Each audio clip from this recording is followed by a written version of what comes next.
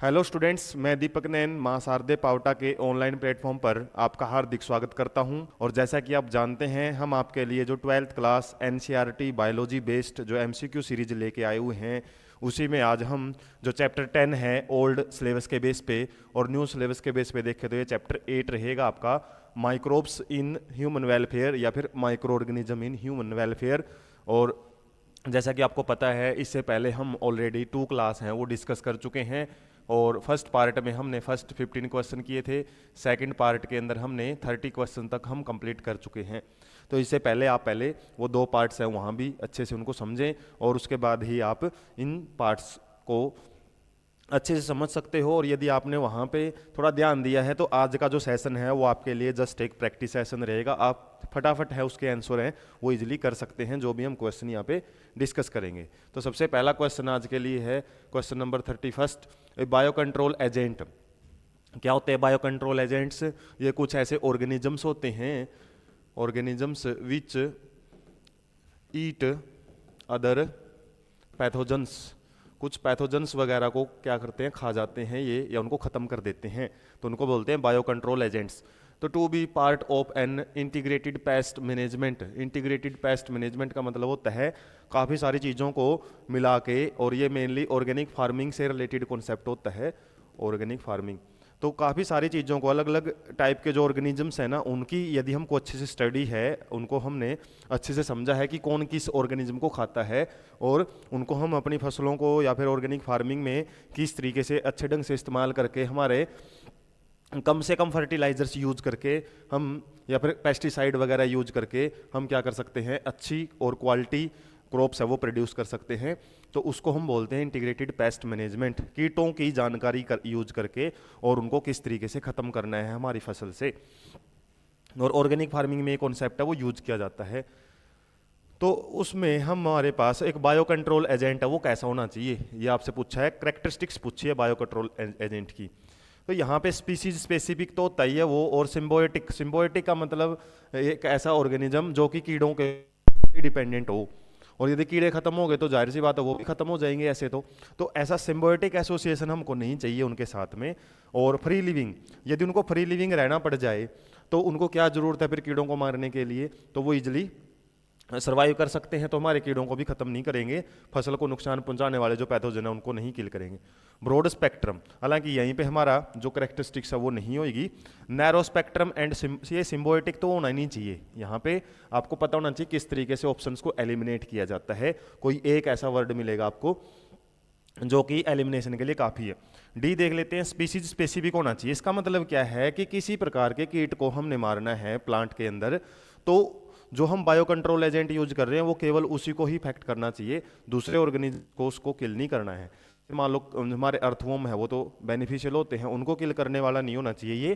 तो ये species specific ही होना चाहिए, जिसको हम मारना चाहते हैं केवल उसी को ही किल करे।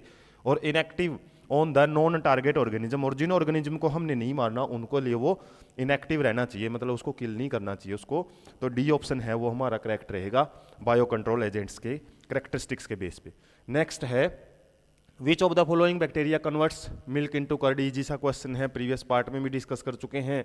लैक्टोबैसिलस जो बैक्टीरिया है ये क्या करता है, हमारे मिल्क को कर्ड के अंदर कन्वर्ट कर देता है, लैक्टिक एसिड फॉर्मेशन करता है, लैक्टिक एसिड।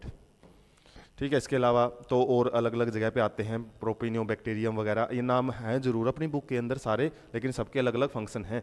स्ट्रेप्टोकोकस तो हम आगे पढ़ेंगे भी। स्ट्रेप्टोकाइनेज, स्ट्रेप्टोकाइनेज नाम का एक मॉलिक्यूल है या फिर एंजाइम है वो प्रोड्यूस करता है, जो कि क्लोट बस्टर का काम करेगा। क्लोट ब्लस्ट मतलब क्लोट को तोड़ने का काम करता है, हमारे ब्लड में क्लोटिंग नहीं होने देता। Next, which role is played by lactic acid bacteria in the our stomach. हमारे स्टमक में पहले भी हमने प्रीवियस पार्ट में भी डिस्कस किया है, काफ़ी इंपॉर्टेंट रोल होता है इसका, काफ़ी बेनिफिशियल रोल है, बेनिफिशियल।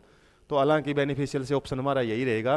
बेनिफिशियल कैसे है, क्योंकि ये हमारे विटामिन B12 होता है ना, उसकी एब्जॉर्प्शन में इंपॉर्टेंट रोल प्ले करता है, और साथ में आयरन वगैरह उसकी भी एब्जॉर्प्शन को बढ़ाता है।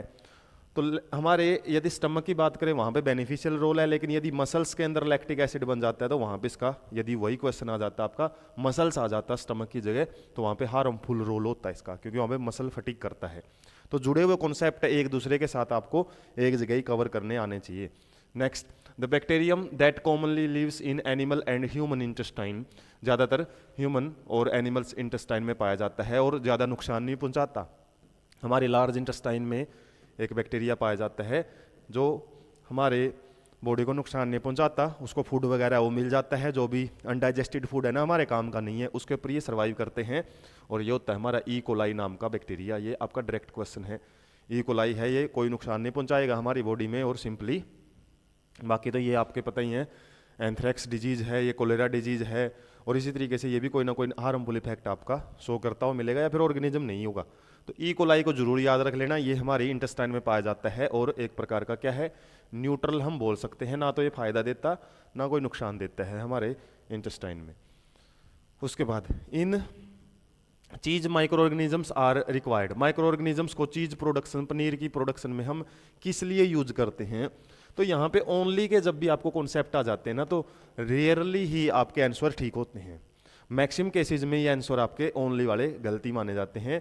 और दूध को फाड़ने के लिए, खट्टा करने के लिए, और राइपनिंग मतलब पनीर को ज़्यादा से ज़्यादा अच्छा बनाने के लिए ही हम माइक्रो ऑर्गेनिज्म को यूज करते हैं, सी ऑप्शन ठीक रहेगा।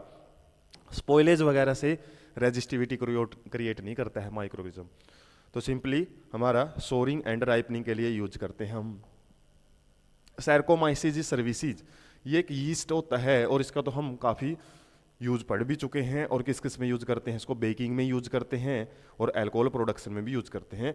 तो इडली में, ब्रेड में, ये बेकिंग में मतलब इनको पोर्स बनाने के लिए जो CO2 है ना उसका यूज किया जाता है इडली बनाने में और ब्रेड बनाने में, जबकि बियर बनाने में इसका इथेनॉल वाला प्रोडक्ट है वो यूज किया जाता है, क्योंकि ईस्ट हमने पढ़ा था अनारोबिक रेस्पिरेशन करके ग्लूकोज या फिर सही रहेगा पायरुवेट, पायरुवेट को किस में कन्वर्ट करता है, इथेनॉल प्लस CO2 के अंदर कन्वर्ट करता है।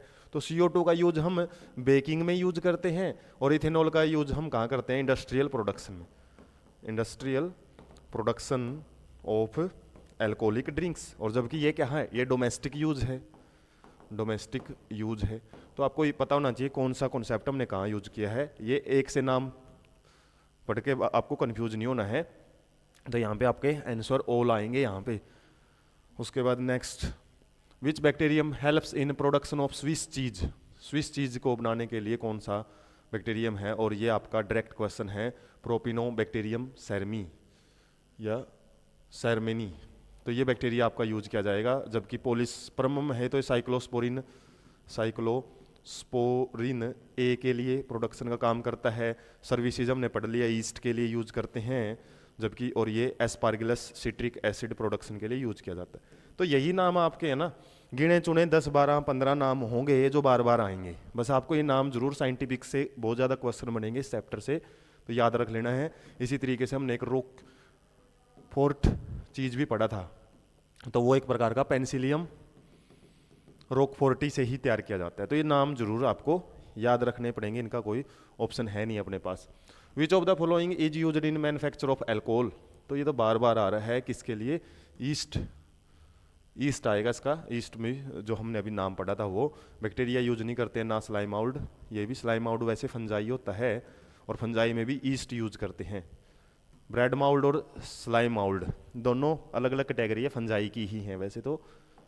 उसके बाद conversion of sugar into alcohol during the fermentation is due to the direct action of, कौन सा इंजाइम काम करता है, ये आपको याद रखना पड़ेगा भाई, जाइमेज इंजाइम काम करता है। जाइमेज एक प्रकार का अनएरोबिक इंजाइम है, अनएरोबिक इंजाइम, और जो क्या करता है, सिंपली जो ईस्ट है, ईस्ट के अंदर ये इंजाइम ही इसकी मदद करता है, जाइमेज इंजाइम, जो क्या करेगा अपना अल्कोहल और CO2 बनाता है, किसका, शुगर का। उसके बाद कन्वर्जन ऑफ शुगर, हाँ वही है ग्लूकोज वगैरह, क्योंकि शुगर से ही आगे फिर क्या बनते हैं आपके, शुगर से एक इन्वर्टेज इंजाइम काम करता है, क्या होता है इन्वर्टेज, जो शुगर का ग्लूकोज, ग्लूकोज में और इसको किस में कन्वर्ट कर देता है, फ्रक्टोज में, फ्रक्टोज प्लस ग्लूकोज। तो पहले तो डाइसैकेराइड है, इसको मोनोसैकेराइड में बदला जाता है और फिर इन मोनोसैकेराइड को अल्कोहल बनाने का काम होता है जाइमेज का। तो ये याद रखने हैं आपने, इन्वर्टेज और zymase. Inversion of cane sugar chemistry में भी बड़ा इंपॉर्टेंट टॉपिक है, वहाँ भी आप पढ़ते हो इसको। उसके बाद glucose fermentation by yeast yield, ये तो ईस्ट से रिलेटेड बार बार क्वेश्चन आ रहे हैं, ये तो आप खुद भी आंसर दे सकते हो, ठीक है। ये आपके लिए होमवर्क है, कमेंट सेक्शन में डाल दो इनके आंसर है आप।